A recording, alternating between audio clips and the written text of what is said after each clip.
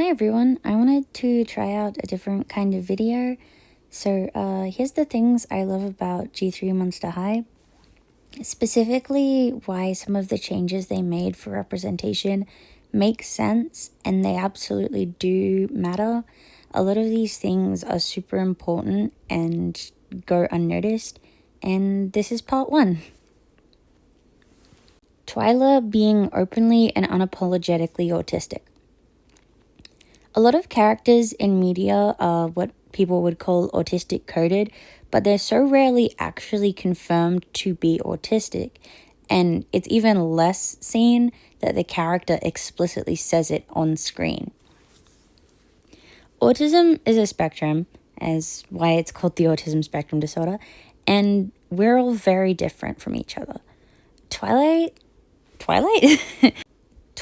represents multiple groups of autistics that often go ignored in media.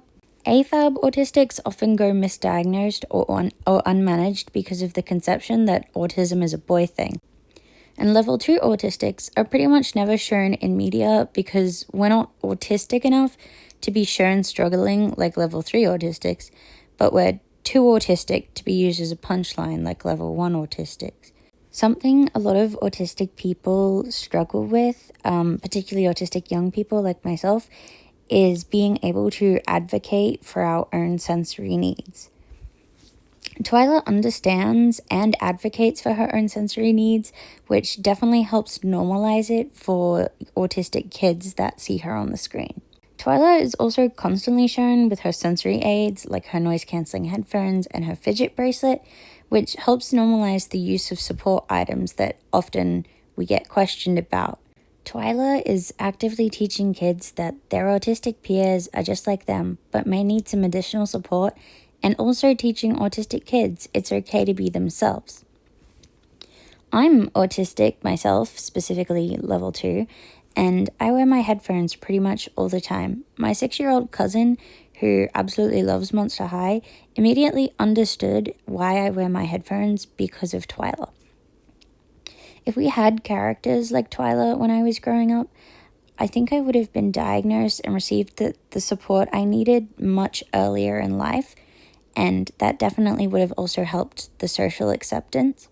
I didn't write it on the slide, but I think it's also important to mention that with Twyla representing these underrepresented types of autistics, it also helps diagnosis be able to be spotted, because often the misconceptions of, I guess, people see like Sheldon Cooper from The Big Bang Theory and they think that's what autism is, which absolutely it can be like that, but autistic people like Twyla often don't get noticed because it's just seen as weird and not actually understood as a disability.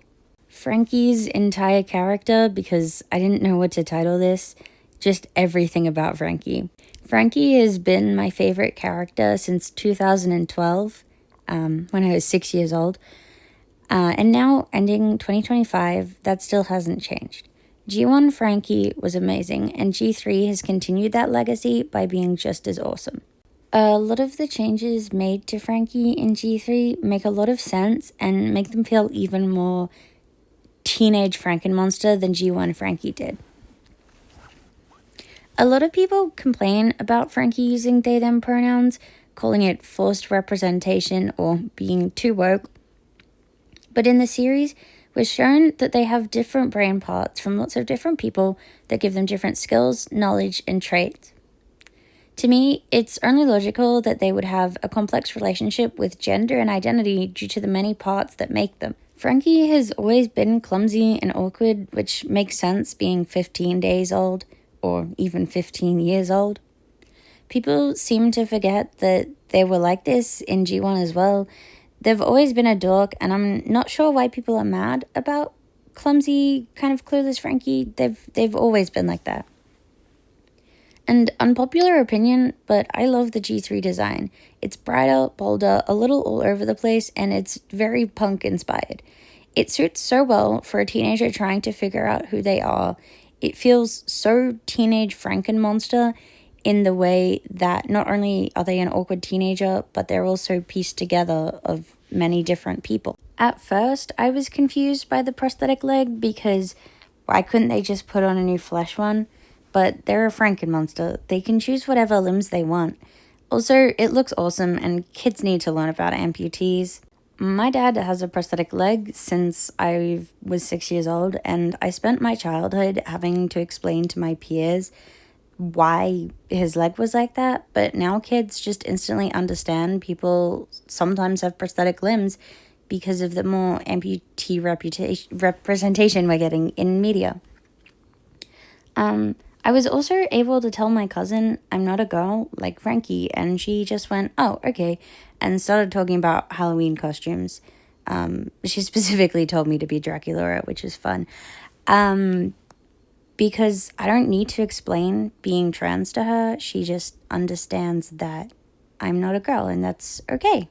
It's also really cool to see a non-binary character that isn't forced into, like, androgyny, because a lot of non-binary characters in media are forced into just being androgynous as possible and having really kind of crappy designs. So it's great to have Frankie to show that expression doesn't equal identity.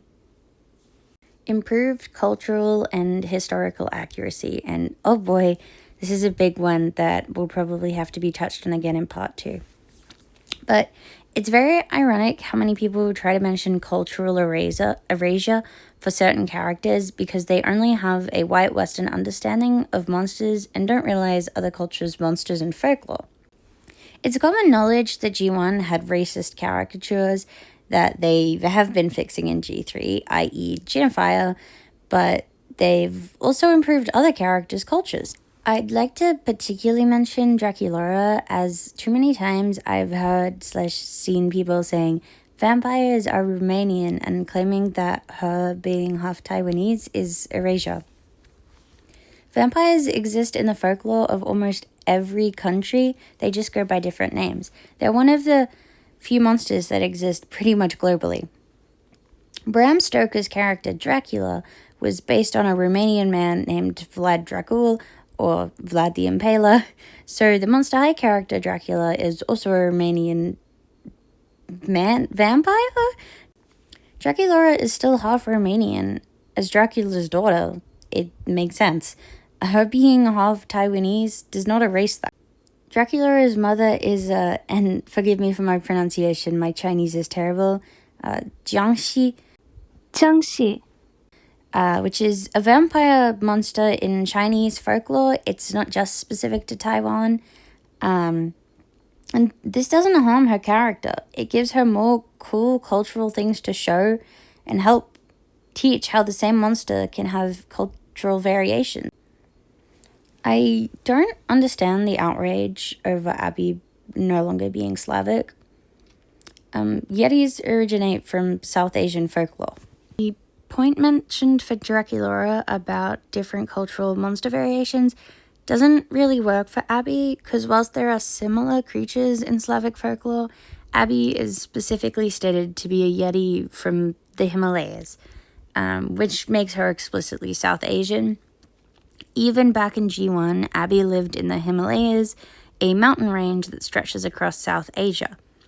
More specifically, she was said to live on Mount Everest, or Mount Everest, and Mount Everest is in Nepal, so logically, Abby is Nepalese. There are some awesome Slavic monsters that could be a new character to actually appreciate Slavic cultures instead of just having a stereotype of a Slavic woman, because again, she wasn't great representation of Slavic people in G1 either. And it's awesome to have such a cool character as South Asian representation. And on this, I'd just like to give a shout out to Skelita for always being awesome. I love her. She's so cool. And her design is absolutely gorgeous. Normalizing neural and physical differences. And this page has a lot because disability representation is something that's very important to me. There's an entire episode about anxiety and support items, which is such an important thing to talk about and normalize. While the episode wasn't specifically talking about anxiety conditions, I think having Laguna and her support item and talk about it with her classmates, and they all normalized feeling nervous, which definitely helps with talking about mental health conditions.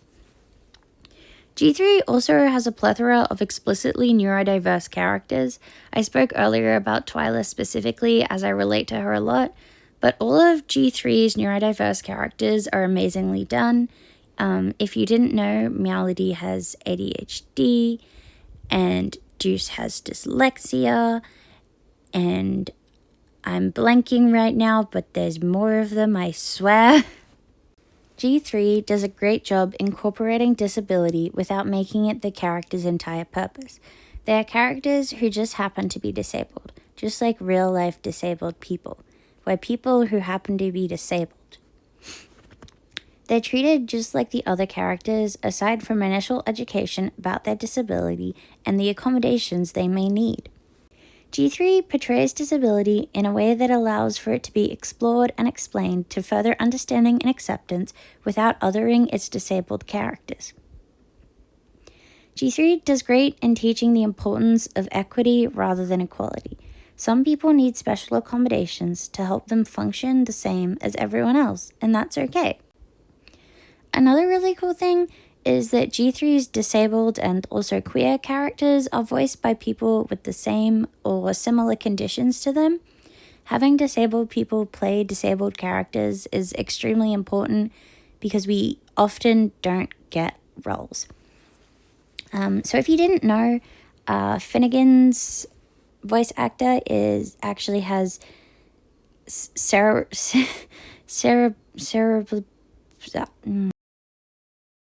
cerebral palsy. Sorry, I can't pronounce it very well. But yeah, he's also in a wheelchair, which is awesome.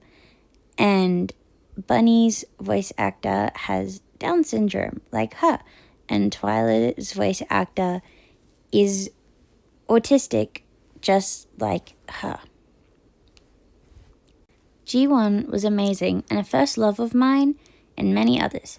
But it's not exempt from criticism, and some people have nostalgia blindness for it and therefore ignore all of its flaws. G3 is an alternate universe, so of course it will be different, but it also still allows for G1 to live on. The characters haven't changed, it's just a different version of them.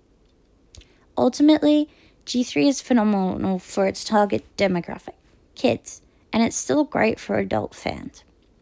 The blatant hatred towards G3 and the bigotry towards its characters is disgusting. You guys would not be liked by the ghouls. Representation is crucial, and if you don't think it is, you're not the person that needs it. If you've never felt that representation was important, you're the person that's always been represented. Thank you for listening. Part 2 will come out soon when I finish it.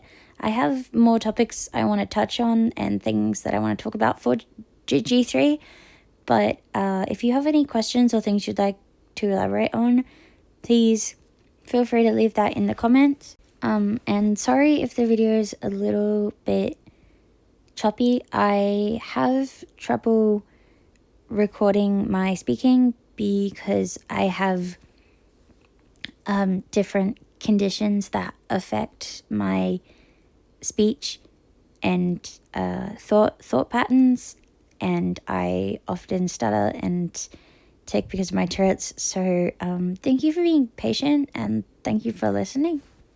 Bye.